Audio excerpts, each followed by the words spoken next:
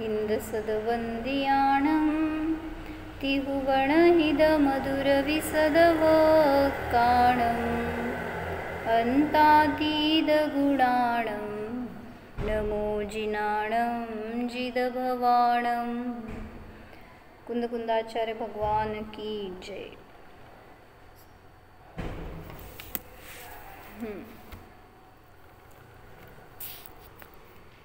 पंचास्तिकाय संग्रहमध्ये गाथा नंबर 10 बघत होतो आपण।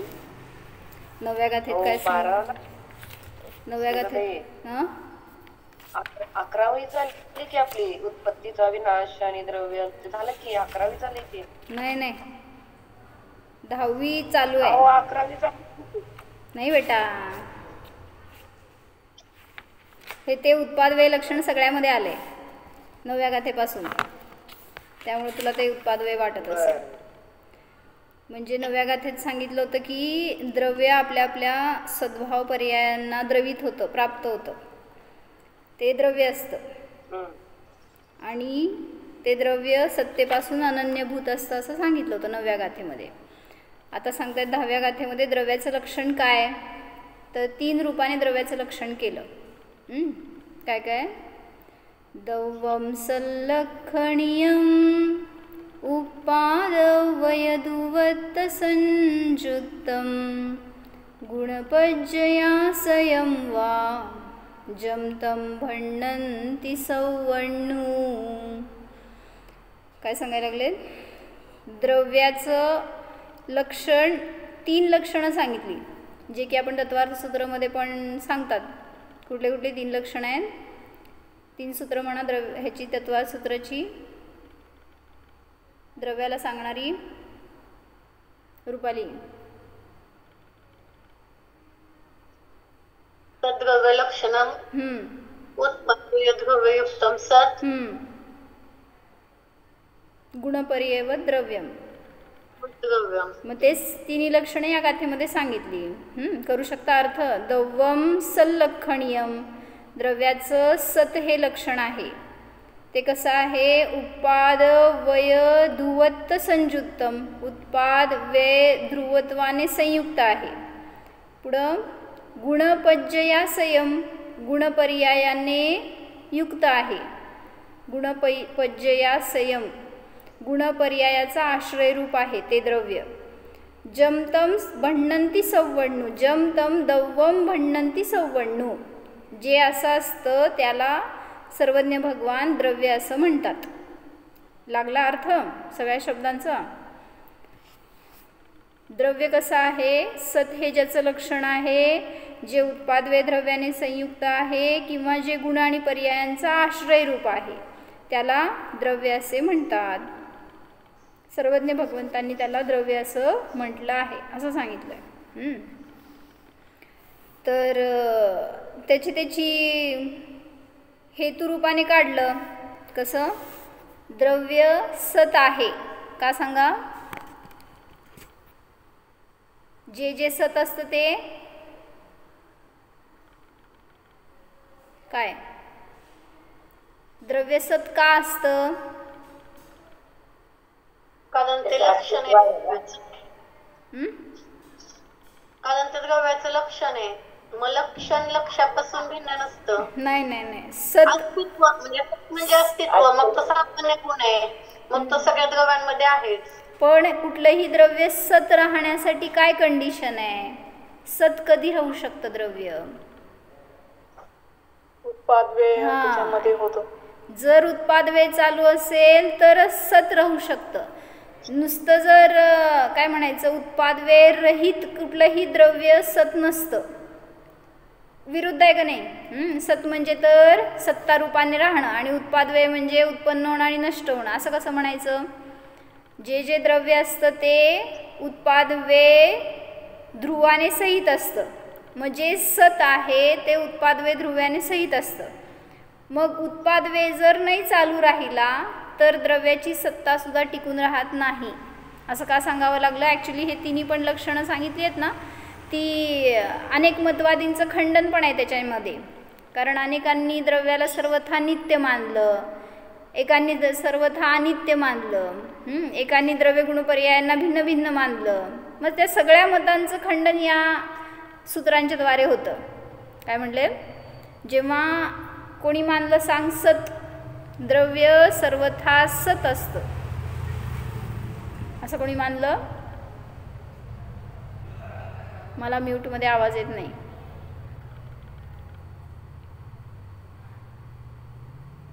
सांख्य. का का आपली गोळी मारली उगीच? नाही म्हणजे बुद्धांचं क्षणिक आहे म्हणून ते सांख्य. हा बरोबर आहे की. म्हणजे सांख्यांनी कुटस्थ नित्य मानलंय द्रव्याला, म्हणजेच त्याच्यामध्ये परिणमन नसतं असं त्यांचं म्हणणं आहे. जर द्रव्य परिणमन करेल तर त्याचा नाश होईल. मग त्यांना म्हणायचं आहे की द्रव्य सर्वथा नित्य असतं, त्याच्यामध्ये परिणमन होत नाही, असं सांख्यांचं मत आहे. त्याचं खंडन करण्यासाठी आपल्याला सांगितलं आपण हे की उत्पाद वे यांनी सहित असतं ते द्रव्य असतं, तेच सत असतं. म्हणजे तेच द्रव्य सत राहू शकतं ज्याच्यामध्ये उत्पाद वे चालू आहे. जसं सांगतो ना आपण की पाणी जर वाहतं राहिलं तर ते स्वच्छ राहतं, आणि जर साठलं तर शेवाळतं, म्हणजे त्याचा नाश झाला, ते खराब झालं, असं त्याची स्वच्छता नष्ट झाली. मग द्रव्य पण जर स्थिर राहिलं, त्याच्यामध्ये परिणमन न होता ते स्थिर राहिलं, तर समजा काय म्हणायचं, लोखंड आहे, त्याच्यामध्ये उत्पाद वे चालू आहे का नाही आहे? जर नाही चालू आहे असं म्हणलं तर जसं एक्झाम्पल त्याचा तुम्ही यूज नाही केला, पडून राहिलंय तर ते गंजून जातं, म्हणजे त्याचा नाश झाला एक टाईपने. तर तसं इथं द्रव्य पण जर उत्पाद वे रहित मानलं तर त्याचा सुद्धा नाश होईल. म्हणून सांगितलं की परिणमन करत असलेली वस्तूच स्थिर राहू शकते. जर विदाऊट परिणमन तुम्ही कुठली वस्तू मानताय तर त्याचं अस्तित्वच नाही. म्हणून सांगतायत काय की जे सत आहे ते द्रव्य आहे, ते द्रव्य सत का आहे तर उत्पाद वे ध्रुवाने संयुक्त आहे. असे हेतू करा पाहिजे. तर सत आहे कारण उत्पाद वे ध्रुवाने सहित आहे असल्यामुळे. पुढं गुणपर्यायाने ते सहित असतं. हे का सांगावं लागलं? गुणपर्यायांचा आश्रयरूप द्रव्य असतं हे सांगत असताना त्याच्यामध्ये त्यांनी द्रव्य कशाने बनलं हे दाखवलं. द्रव्यामध्ये काय काय असतं? गुण असतात, पर्याय असतात. किती? अनंत गुण. 1 2 4 गुण, 1 2 4 पर्याय. कसं? अनंत गुण, त्याचे अनंत अनंत पर्याय. हां, म्हणजे जे द्रव्य गुण आणि अनंत पर्यायांनी बनलेलं असतं. मला सांगा तुमच्यामध्ये आणि माझ्यामध्ये, जाऊ दे, तुमच्यामध्ये आणि पुद्गलामध्ये किती गुण आहेत? अनंतच आहेत. अनंत गुण सेम आहेत का डिफरंट आहेत? आहेत, तर प्रत्येकाचे वेगळे वेगळे आहेत. जीवाचे आणि पुद्गलाचे गुण सेम आहेत का डिफरंट आहेत? डिफरंट म्हणजे आहेत. 6 सामान्य गुण आहेत ते सेमच आहेत, 6 बाकीचे नाही वेगळे. आहेत ते सांगते. म्हणून 6 नाही आहेत, ते अनंत गुण आहेत सामान्य. आपल्याला समजण्यासाठी तेवढे सांगितले गेले. म्हणजे सामान्य गुणांच्या अपेक्षेने प्रत्येक द्रव्य समान आहे. म्हणून पुद्गलासारखे आहात तुम्ही, माहितीये का? असं म्हटलं तर कुठल्या आचार्यांनी आपल्याला वेगळं वाटेल.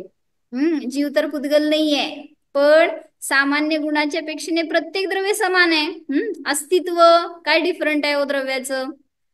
पुद्गल सुद्धा अस्तित्ववान आहे, तसं जीव सुद्धा अस्तित्ववान आहे. तसंच सगळ्या सामान्य गुणांच्या अपेक्षेने समजून घ्या की द्रव्य कसं आहे, सामान्य गुणवाला असताना सगळ्यांमध्ये समानता आहे. का सांगितलं मी हे? हा, म्हणून सत असं म्हणत असताना सगळ्यांना एका कॅटेगरीमध्ये घेऊ शकतो आपण.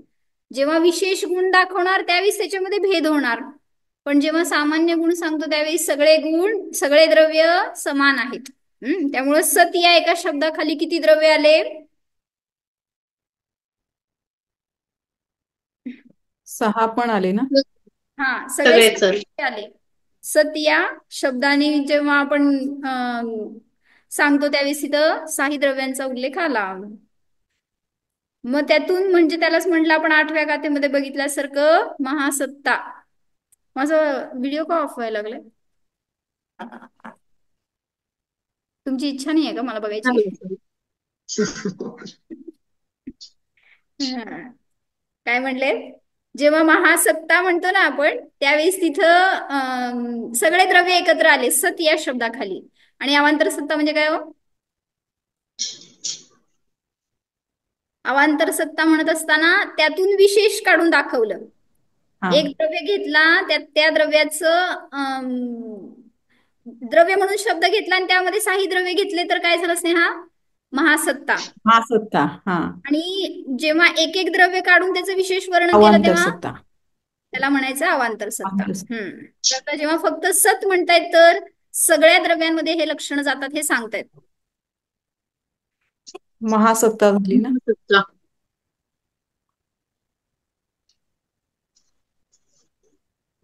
काहीतरी प्रॉब्लेम आहे. काय प्रॉब्लेम आहे? नेटवर्क प्रॉब्लेम असेल तुमचा पण, म्हणजे चित्र नंतर आणि आवाज पुढे माग असं येते.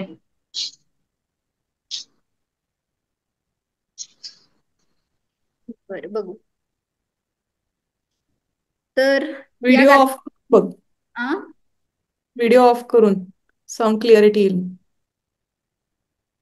राहू दे जसं असेल तसं. हा तर या गाथेमध्ये त्यांनी इथून द्रव्याचं स्वरूप सुरू केलं आता सांगायला. म्हणजे पंचास्तिकायचं वर्णन करणार आहे तर त्याच्यामध्ये पाची अस्तिकायांचं स्वरूप सांगणार. ते इन डिटेल वर्णन करत जाणार पुढं. मग त्याच्यामध्ये आता सांगता येते इथून द्रव्याचं स्वरूप सुरू केलं सांगायला. कसं असतं द्रव्य तर त्याची 3 लक्षणं सांगितली. सत आहे, उत्पादवे द्रव्याने संयुक्त आहे आणि गुणपर्यायांचा आश्रयभूत आहे. वाचा कोण वाचताय? ठीक आहे. अत्र त्रेधा द्रव्यलक्षणम उत्तम 10व्या गाथेची अमृतचंद्राचार्यांची टीका आहे. येथे 3 प्रकाराने द्रव्याचं लक्षण सांगतात. त्रेधा म्हणत असताना धा हा प्रकारवाची असतो. त्रेधा म्हणजे 3 प्रकार. द्रव्याचं लक्षण 3 प्रकाराने सांगतात. वाचा. तद्द्रव्य लक्षणम. सत हे द्रव्याचं लक्षण आहे. उक्त लक्षणायाः सत्तायाः अविशेषात् द्रव्यस्य सत्स्वरूपम एव लक्षणम. जरी त्यांनी वाचताय तरी पण तुमचं तुम्ही पण जर पुस्तक समोर असेल तर वाचा. म्हणजे आपल्याला पण समजतं कसे शब्द वाचायचे असतात ते. उक्त लक्षणायाः जे काय हे आता कुठं आहे ते म्हणजे आता ही गाथेच्या खाली आहे का? कुठलं पुस्तक आहे त्याच्यावर? अमृतचंद्राचार्यांचं असेल तर त्याच्या खाली असतात. गाथेच्या खाली अच्छा. अमृतचंद्राची टीका असते. उक्त लक्षण म्हणजे आता सत हे लक्षण सांगितलं तर सत्तेचं जे लक्षण सांगितलेलं आहे ते सत्तेपासून अविशेष असल्यामुळे द्रव्याचं सत्स्वरूपच लक्षण आहे. पूर्वोक्त स्वरूपाच्या सत्तेपासून द्रव्य अभिन्न असल्यामुळे सत स्वरूप हेच द्रव्याचे लक्षण आहे. मागच्या गाथेत सांगितलं होतं ना, सत्ता म्हणा नाहीतर द्रव्य म्हणा दोन्ही एका अर्थवाची आहेत. मग ते जे काही सत्तेची लक्षणं सांगितली 8व्या गाथेमध्ये माहित आहेत? लक्षात आहेत? सत्तेची लक्षणं कुठली?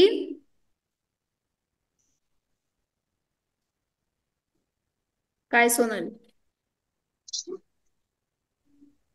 सतरूप, असतरूप, एकरूप, अनेक रूप, त्रिलक्षण रूप, अत्रिलक्षण रूप आणि म्हणली असती तर लय बरं झालं असतं त्यापेक्षा. हा 8वी गाथा म्हणली असती तर लय. अच्छा. सवपयथा सविस्सरुवा अनंत पज्जाया भंगुपाद धुवत्ता सप्पडिवखा हवदी एक्का. ही सगळी लक्षणं सत्तेची आहेत. मग जी काही सत्तेची लक्षणं सांगितली ते सत्ता द्रव्यापासून भिन्न असल्यामुळे तीच लक्षणं द्रव्याची सुद्धा आहेत. समजलं काय म्हणले प्रगतीताई?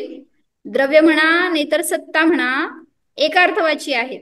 मग जे काही तुम्ही सत्तेला नावं दिली आहेत, सत्तेची विशेषणं दिली आहेत, ती सगळी विशेषणं द्रव्याला सुद्धा लागू होतात. म्हणून आता मागं सत्ता सांगितली, आता द्रव्य सांगतायत.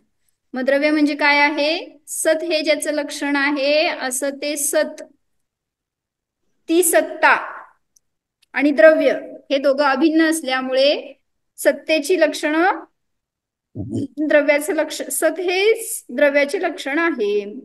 पुढं न च अनेकान्तात्मकस्य द्रव्यस्य सन्मात्रम् एव स्वं रूपं यतः लक्ष्यलक्षणविभाग अभावः इति। काय सांगा अर्थ? अनंत धर्मात्मक च म्हणजे आणि अनेकांतात्मक द्रव्याचं सत्मात्र स्वरूप नाही, म्हणजे काय म्हणायचं, एकांताने सत नाहीये द्रव्य, हे कसं आहे, कथनचित सत आहे. म्हणजे जर सर्वथा सत मानलं तर अन्य मतामध्ये प्रवेश होईल.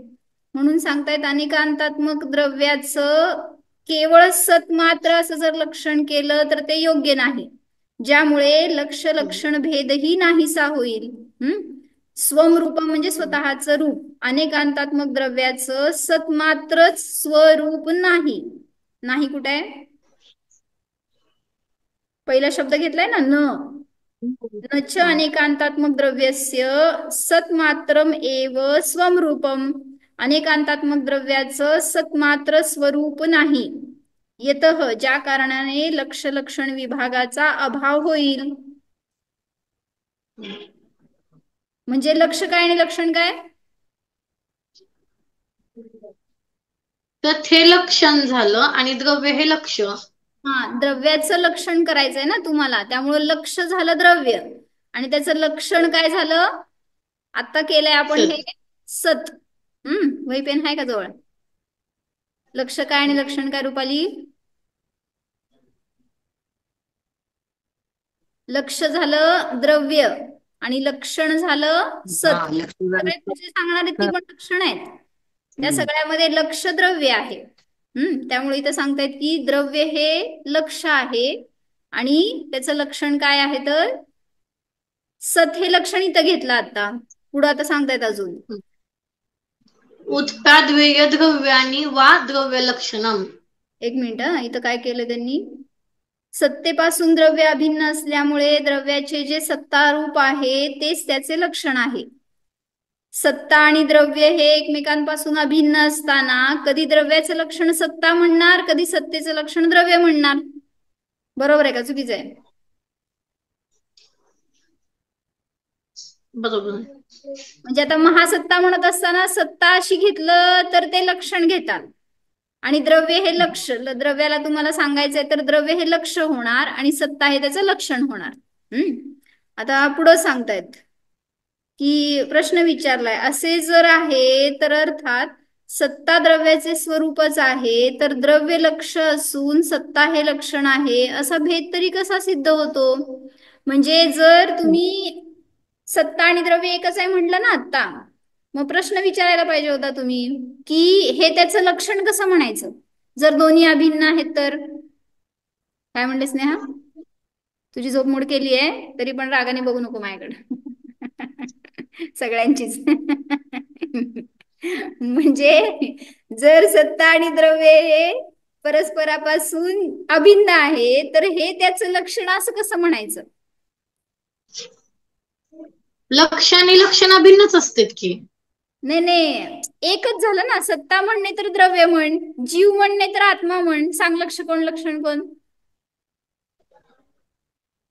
असं म्यूट झालीस. म्हणजे द्रव्य लक्ष असून सत्ता हे लक्षण असं भेद होणार नाही जर सत्ता द्रव्याचं स्वरूप मानलं तर. सत्ता हे द्रव्याचं स्वरूप आहे असं मानलं तर लक्ष आणि लक्षण असं काही सांगता येणार नाही. मग उत्तर दिलं तिथं की अनेकांतात्मक वस्तू अनंत गुणस्वरूप आहे, त्यापैकी सत्ता हे एक स्वरूप आहे. म्हणजे द्रव्य जे असतं ते अनंत गुणात्मक असतं आणि त्या अनंत गुणांमध्ये एक गुण म्हणा किंवा एक अंश म्हणा किंवा एक त्याचं स्वभाव म्हणा सत्ता आहे. सत्ता हे एक स्वरूप आहे. म्हणून अनंत धर्मात्मक द्रव्य लक्ष व अनंत धर्मापैकी एक धर्म सत्ता हे त्याचं लक्षण आहे, असा लक्ष लक्षण भेद सिद्ध होतो. कळलंय? काय समजलं सांगा? आज माझ्याकडे बोर्ड नाहीये. काय समजलं? म्हणजे वस्तूला आपण अनेकांतात्मक म्हणतो, मग त्याचे अनंत गुण आहेत ना, मग त्यापैकी एक गुण सत्ता हा आहे, म्हणून त्या अपेक्षाने अभिन्न आहे म्हटलं. म्हणजे सत्ता आणि द्रव्य एकच आहे असं म्हटलं, पण ते त्याचं लक्षणच आहे. नाही नाही, आपल्याला सिद्ध करायचंय लक्ष आणि लक्षण भेद होतो त्याच्यामध्ये, असं सिद्ध करायचंय. त्याच्यासाठी सांगतायत की सत्ता हे एक अंश झालं, द्रव्य हे अंशी झालं. मग हा, द्रव्यामध्ये द्रव्य आणि त्यातला एक अंश सत्ता आहे. हा, म्हणून सांगतायत की अनंत गुण आहेत, त्यातला एक गुण म्हणा, एक स्वरूप म्हणा सत्ता. म्हणून द्रव्य झालं लक्ष आणि अनंत धर्मापैकी एक सत्ता हे त्याचं लक्षण झालं. जसं पुद्गल हे द्रव्य घेतलं, स्पर्श हे त्याचं अंश आहे, लक्षण. त्याला लक्षण म्हणा. म्हणून त्याची सिद्धी करत असताना तुम्हाला लक्ष पुद्गल द्रव्य आणि लक्षण झालं त्याचे अनंत गुणांपैकी एखादा गुण सत. जीवाचंच नाही तर प्रत्येक द्रव्यामध्ये पण हे लक्षण आहे. पण आपल्याला जीवाशी प्रयोजन म्हणून जीवाचं लक्षण सिद्ध करतायत. जीव कसा आहे, सतरूप आहे. म्हणून लक्ष आणि लक्षण भेद त्याच्यामध्ये सिद्ध होतो, सर्वथा अभेद नाही. जसं अन्यमतवादींनी मानलं. याप्रमाणे सत्ता हे द्रव्याचे निराबाध लक्षण आहे. म्हणून सत मात्र असं म्हणत असताना त्याच्यामध्ये सर्वथा अभेद सिद्ध होत नाही. लक्ष आणि लक्षणामध्ये विभाग सिद्ध होतो हे सांगायचंय. समजलंय? काय समजलं सांगा, रिपीट करा स्नेहा.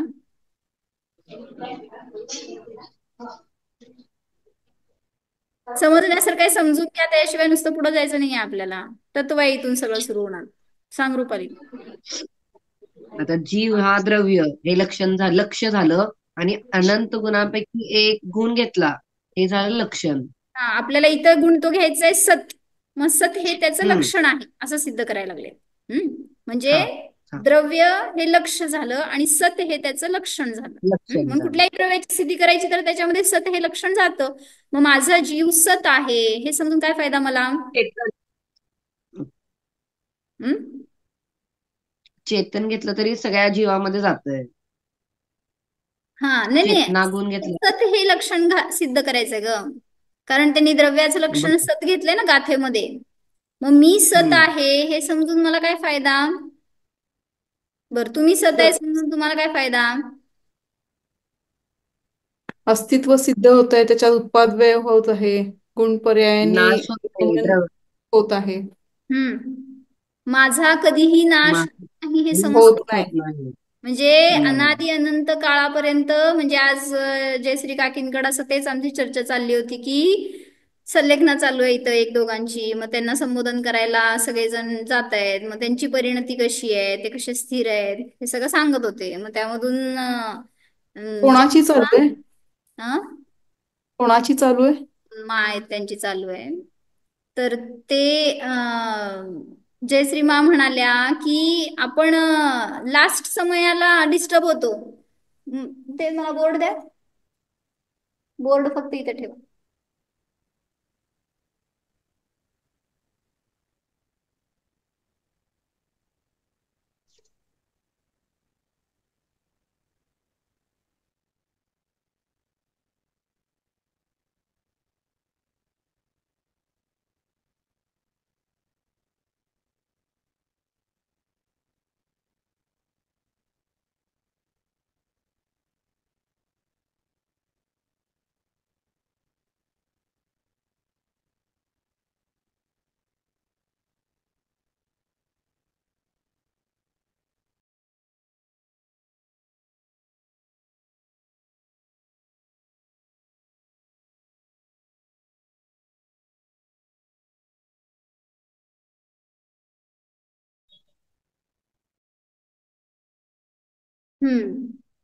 काय झालं,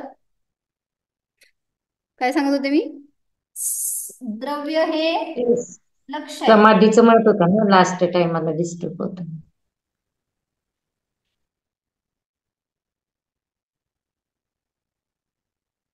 द्रव्य हे लक्ष केलं आणि लक्षण काय आहे? सत. सत हे त्याचं लक्षण आहे. मग लक्षणाच्या द्वारे लक्ष लक्षित केलं जातं. जसं सांगितलं आता काय मी, जीव हे लक्ष केलं तर ज्ञान हे त्याचं लक्षण. मग ज्ञान लक्षणाने जीवाला लक्षित केलं गेलं, किंवा आता इथं घ्या आपल्याला पाहिजे ते सत हे लक्षण आहे. मग जीव लक्ष आहे आणि सत हे त्याचं लक्षण आहे. तसं द्रव्य कोणतंही असू दे त्याची सिद्धी करत असताना हे लक्षण सांगितलं की द्रव्य सत असतं.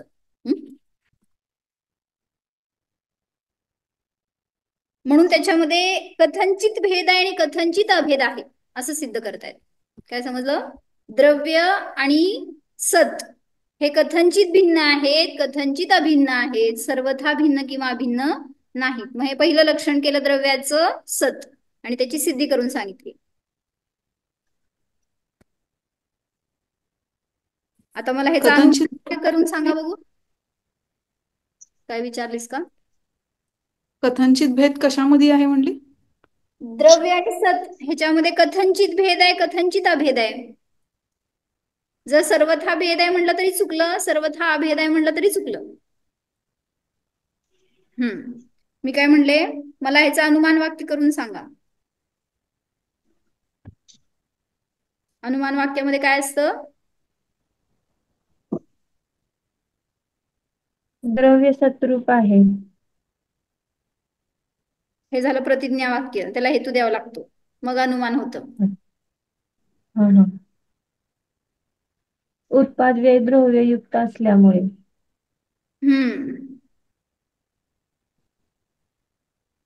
आता इथे त्यांनी घेतलंय ना पुढं की द्रव्य सत आहे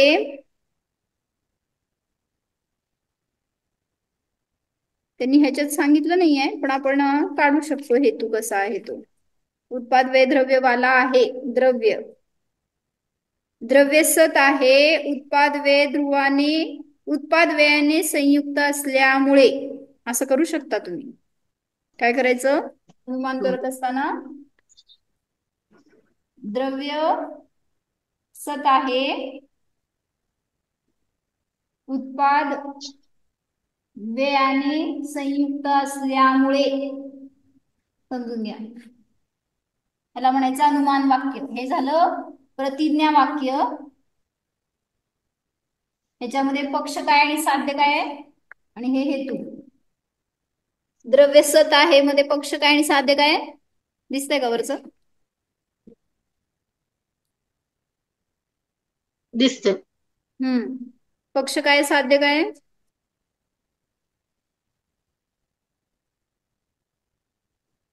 द्रव्य सत आहे हे पक्ष आणि ते आपण हेतू दिले ते साध्य. नाही वाक्य मध्येच पक्ष आणि साध्य आहे. द्रव्य पक्ष आणि सत आहे हे साध्य. पक्ष कशामध्ये कशामध्ये साध्याची सिद्धी कशामध्ये करायची त्याला म्हणायचं पक्ष, आणि काय सिद्ध करायचं त्याला म्हटलं साध्य.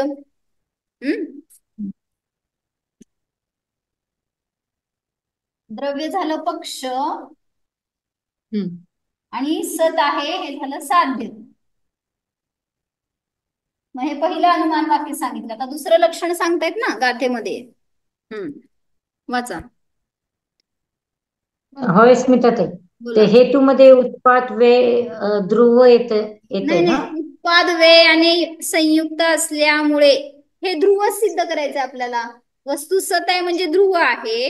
मग का आहे तर त्याच्यामध्ये परिणमन चालू आहे म्हणून ती सत आहे. जर परिणमन नसेल तर त्या वस्तूचं अस्तित्व सुद्धा सिद्ध होणार नाही, ती सत राहणार नाही. असं. छान, शंका चांगली विचारली. तुम्हाला सगळ्यांना आली नाही शंका असली? सगळे ज्ञानी आहेत माझ्यासमोर. तर लक्ष आणि लक्षण विभाग असं सिद्ध होतो, म्हणजे सर्वथा अभेद नाही, लक्ष आणि लक्षणाचा भेद होतो ह्याच्यामध्ये. हे सिद्ध केलं. पहिलं लक्षण केलं सत, दुसरं लक्षण करतायत उत्पाद व्यय ध्रुवाने संयुक्त असतं ते द्रव्य. वाचा स्मिताताई. काय नाही, तुम्ही मग सांगत होता ना लास्ट थोडं डिस्टर्ब होतं, काय ते थोडं बोलायचं. संलेखनामध्ये शेवट गाथेमध्ये पहिलं लक्षण केलं सत, आता दुसरं लक्षण सांगतायत उत्पाद व्यय ध्रुवाने संयुक्त असतं ते द्रव्य असतं. मग ते सांगतायत. वाचा. उत्पाद नाही, उत्पाद व्यय द्रव्याणी वा द्रव्य लक्षणम, किंवा उत्पाद व्यय द्रव्य हे द्रव्याचं लक्षण आहे. आता आता बदला बघू इथे लक्षण काय सांगा मला. हे पहिलं वाक्य होतं. दुसरं वाक्य काय आता. द्रव्य हे लक्ष आहे, लक्षण काय. स्नेहा बोलू.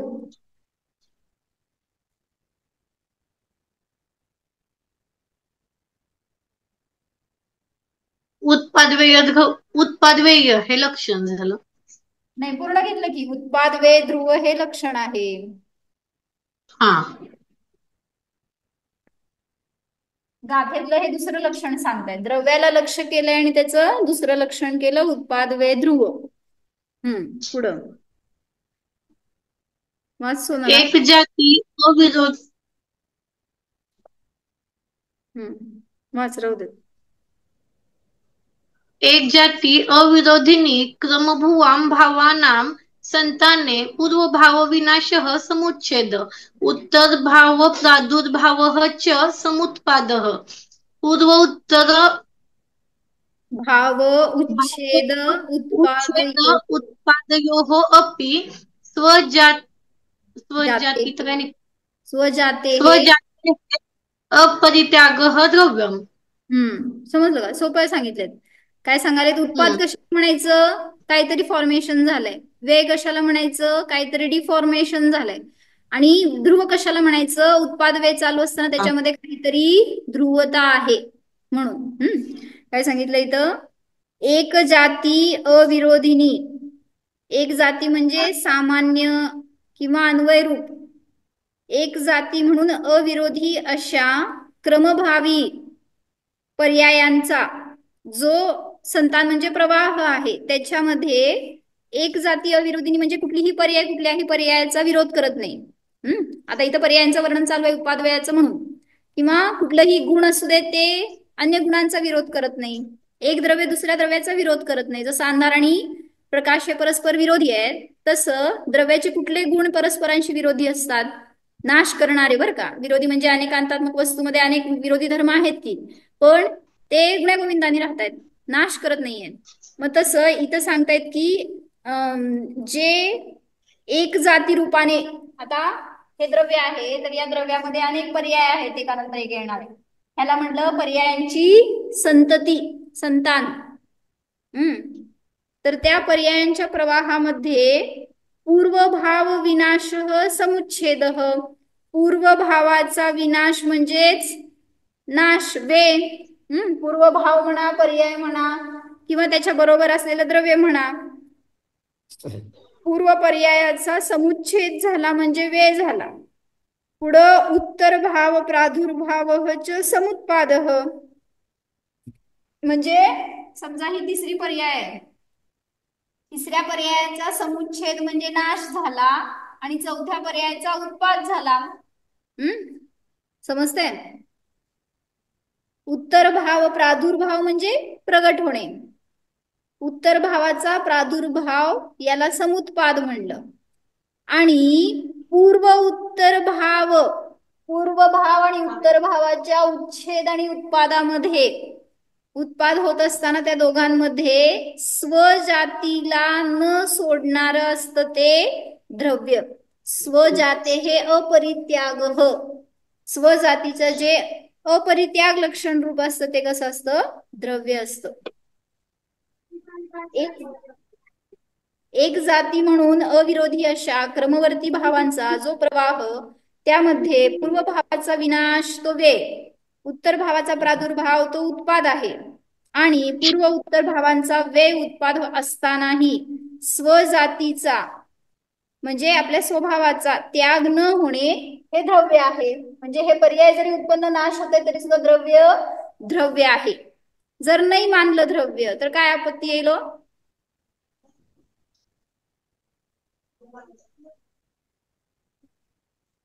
साधी एक आपत्ती सांगा काय येईल. अस्तित्वच नाही राहणार ना. अजून नाही, म्हणजे एखादी गोष्ट आहे ती नष्ट होणार नाही, जी नष्ट झाली ती. अजून हा याचा उत्पाद आहे कसं सांगणार. म्हणजे महावीरांचा जीव सिंहावस्थेमध्ये होता, तोच जीव पुढं मरून महावीर झाला, हे तुम्हाला कसं सांगता आलं असतं. जर द्रव्य नसतं द्रव्य तर तोच जीव मागच्या 10 पर्यायांमध्ये या अवस्थेत होता, असं असं त्यांनी दुःख भोगलं, आता त्यांनी असं पुरुषार्थ केला, तोच हा असं कसं सांगता आलं असतं जर द्रव्य नसतं तर. म्हणून सांगतायत की इथं द्रव्य सगळ्या पर्यायांचा उत्पाद आणि व्यय चालू असताना सुद्धा स्वतःच्या जातीचा अपरित्याग लक्षण रूप आहे, म्हणजेच द्रव्य आहे. समजून काय फायदा आपल्याला की मी सुद्धा ध्रुव आहे, उत्पाद व्यय माझ्यामध्ये सुद्धा चालू आहे, पण तरी सुद्धा मी कसं आहे, त्या उत्पाद व्यय होणाऱ्या पर्याय रूप नाही, तर मी ध्रुव आहे, सत आहे, ज्ञाता आहे. सगळ्या पर्यायांमध्ये असताना सुद्धा स्वतःला ज्ञाता जाणार. ठीक आहे, उद्या परत घेऊ. निर्मल पर्यायामध्ये पण उत्पाद व्यय चालू आहे ना? सगळ्या द्रव्यांमध्ये उत्पाद व्यय चालू आहे, म्हणजे शुद्ध द्रव्य असू दे किंवा अशुद्ध असू देत, सगळ्या द्रव्यांमध्ये उत्पाद व्यय तर निरंतर चालू आहे. म्हणून त्या माझ्यामध्ये उत्पाद व्यय चालू आहे असं म्हणतो ना. उत्पाद व्ययामध्ये आपण पाहतोय ते फक्त उत्पाद व्ययालाच पाहतोय. आपल्याला पाहायला पाहिजे तो ध्रुव, ज्याची दृष्टी ध्रुवावर आली तोच जीव स्वतःला स्थिर ठेवू शकणार, समता स्वभावामध्ये राहू शकणार, स्वतःला जाणू शकणार. म्हणून असं स्वतःला जाणणं हे आपलं कर्तव्य आहे, म्हणून स्वतःला जाणा. हो, जाणा हा मी सर्व पर्यायांच्या अतीत ध्रुव आहे.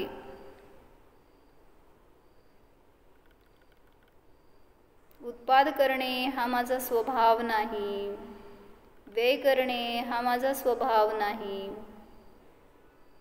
मी तर सत्स्वरूप आहे, चित स्वरूप आहे, ज्ञाता द्रष्टा रूप आहे. जाणा